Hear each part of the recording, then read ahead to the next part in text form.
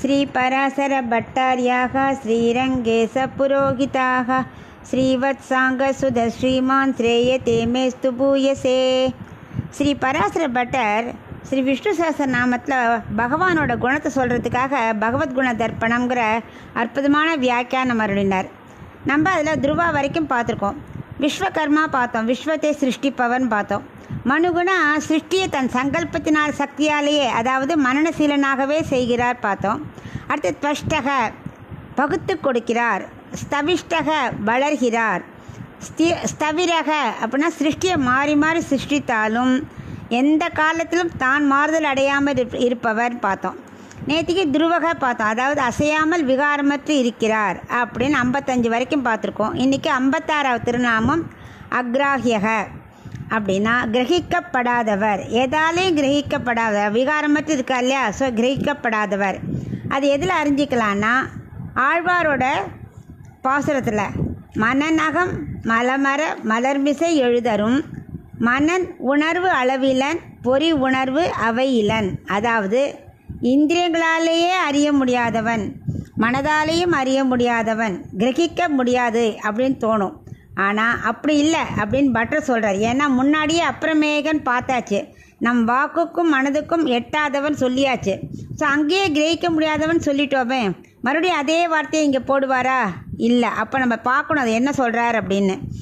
என்ன சொல்கிறாருன்னா, ஒரு நெசவாளி இருக்கான்னு வச்சுக்கோ, நெய்யறதுக்கு என்ன வேணும் அவனுக்கு? கிரகிச்சிக்கிறது நூல் கிரகிச்சிக்கணும். ஒரு குயவன்னா மண்ணை கிரகிச்சிக்கணும். ஸோ ஒரு பொருளை உண்டாக்கணும்னா உபாதான காரணம் வேணும், நிமித்த காரணம் வேணும். அது மாதிரி 2 இருந்தால் தான் ஒரு பொருளை உருவாக்க முடியும். உலகத்தில் எந்த பொருளை உருவாக்கணுன்னாலும் எல்லாம் தேவை, உபாதான காரணம் நிமித்த காரணம். அது இல்லாமல் ஒரு பொருளை உண்டாக்கவே முடியாது. ஆனால் பகவான் உபாதான காரணம் நிமித்த காரணம் சககாரிக்க காரணத்தை கொண்டு ஒரு காரியம் செஞ்சான்னு கிடையாது. ஏன்னா இங்கே குயவனுக்கு மண்ணை கிரகிச்சிக்கணும் குடம் பண்ணுறதுக்கு. அதை போல் பிரம்மத்துக்கு ஏதாவது ஒன்று கிரகிச்சிக்கணுன்னா என்ன வச்சுன்னு பண்ணுவார்? ஜகத்தை உருவாக்குவார். அந்த ஏதோ ஒன்று கிரகிக்கப்படுறதும் பிரம்மந்தான், அவருக்கு தனியாக ஒரு சாதனமே வேண்டாம். உபாதான காரணமும் பிரம்மம், நிமித்த காரணமும் பிரம்மம். அது 2 கூட கர்த்தா யார்? பகவான். சககாரிக காரணம் அதுவும் பிரம்மந்தான். ஸோ காரணம் காரியம் வஸ்து எல்லாமே பிரம்மம். அதனால தான் அவருக்கு அக்ராஹியகன்னு பேர். தனியாக கிரகிக்கப்படாதவர். இவருக்கு ஒரு வஸ்து எதுவுமே தேவையில்லை, எல்லாமே கர்த்தா காரணம் காரியம் எல்லாமே பகவானுக்கு, பகவான் மட்டும்தான். அதான் அக்ராஹியக அப்படின்னு அர்த்தம்.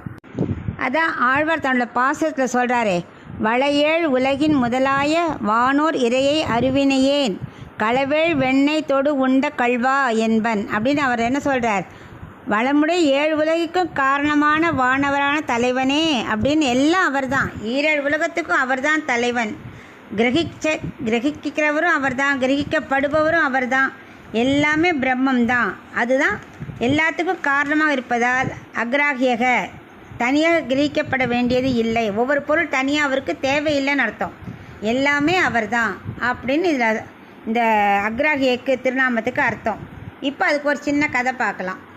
பகவானை நம்ம முயற்சியால் அறிஞ்சிக்கவே முடியாது, அதுவும் அக்ராஹியக்கு ஒரு அர்த்தம்தான். அதாவது கண்வர் ஒரு மகரிஷி துவாபர யுகத்தில் இருந்தார். கண்ணனும் அந்த யுகத்தில் தான் ஆயர்பாடியில் அவதரித்தார். கண்வர் மகரிஷியை நந்தகோபன் யசோதி என்ன பண்ணால் தங்கள் இல்லத்துக்கு வரும்படி அழைச்சா. உடனே அவர் குடும்ப புரோகிதர் இல்லையா, அதனால் குழந்தையை பார்க்க அவரும் வந்தார். உங்களோட பொன்னடி திருவடி எங்களுடைய இல்லத்தில் நீங்கள் வரணும் அப்படின்னு சொல்லி வரவேற்றா. அவரும் வந்தார். அவருக்கு எப்போ சாலகிராம பூஜை பண்ணணும், அதுக்கு ஒரு அறை இருக்கா அப்படின்னு கேட்டார். இது பெரிய வீடே தவிர கண்வருக்கு ஏற்ற இடமா ஆச்சாரத்தோட ஒரு அறை கூட இல்லை. அதனால் அவள் என்ன பண்ணால் மாட்டுக்கொட்டையை தேர்ந்தெடுத்தார். பெருமாளுக்கு இங்கே பூஜை ஒரு முறை செய்தால் 100 முறை செஞ்ச பலன் இல்லையா, மாட்டுக்கொட்டகை ரொம்ப விசேஷம்.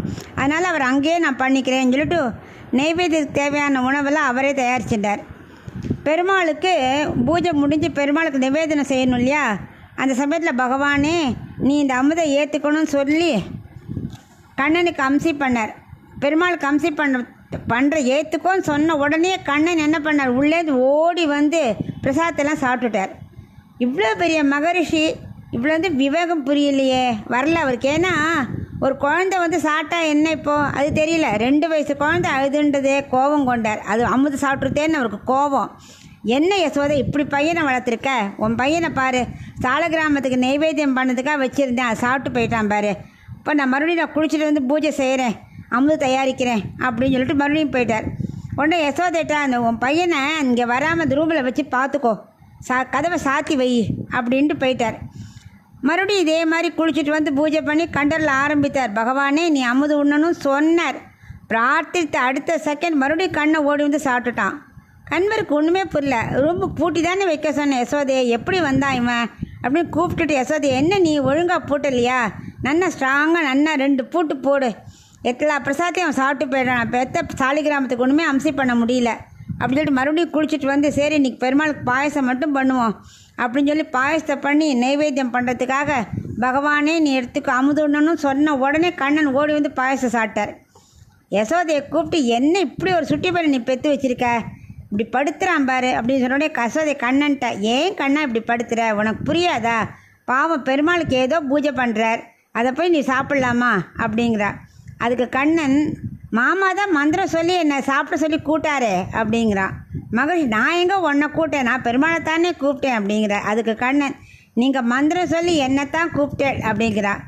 உடனே தன் வாயில் ஊற்றி கொண்ட பாயசத்தை கண்வர் முகத்தில் உமிழ்ந்தான் கண்ணன். அந்த உச்சிஷ்டம் பட்டதும் மகரிஷிக்கு புரிஞ்சு போச்சு, ஆகா ஸ்ரீமன் நாராயணன் தான் அந்த கண்ணனை அவதரிச்சிக்கான்னு. அப்போ தான் புரியுறது மகரிஷிக்கு. பிரசாத நைவேத்தியம் செய்யும்போது பெருமாள் நீ வந்து அனைத்தையும் அமுதுண்ண வேண்டுனோடனே அதான் வந்தான். அந்த பெருமாள் தான் நீங்கள் கண்ணனாக வந்து தான் கொடுத்த உணவெல்லாம் ஏற்றுக்கொண்டாரா அப்படியே உணர்ச்சி வசப்பட்டார். அதை உணர்ந்ததும் மிகவும் ரொம்ப சந்தோஷப்பட்டார். அதுதான் கிராகியகன்னா அனைத்தும் புரிந்து கொள்ள முடியும். அக்ராகியகன்னா ஒன்றுமே நம்மளால் புரிஞ்சிக்க முடியாது. அவரை பகவானை பற்றி நம்மளால் புரிஞ்சிக்க முடியுமா? கண்மைங்கிற மகரிஷிக்கே ஒன்றும் புரியல, நமக்கு எப்படி புரியும்? அப்புறம் அவரோட உச்சிஷ்டம் பட்டதுனால தான் அவருக்கே ஞானம் வந்தது. அதனால் நம் முயற்சியால் நம் மனசால் பகவான் அறிஞ்சிக்கவே முடியாது. அவர் மனமு வந்து அனுகிரகம் செஞ்சால் மட்டுமே நம்மால் உணர முடியும். அதனால் நம்மளும் அக்ராகியாக அப்படி சொல்லிகிட்டே நமக்கு அப்படி சொல்லிகிட்டே வந்தோமானா நமக்கும் புரியாத விஷயங்களெல்லாம் புரியும்படி அனுகிரகம் செய்வார் பகவான். அதுதான் இந்த திருநாமத்தோட அர்த்தம்.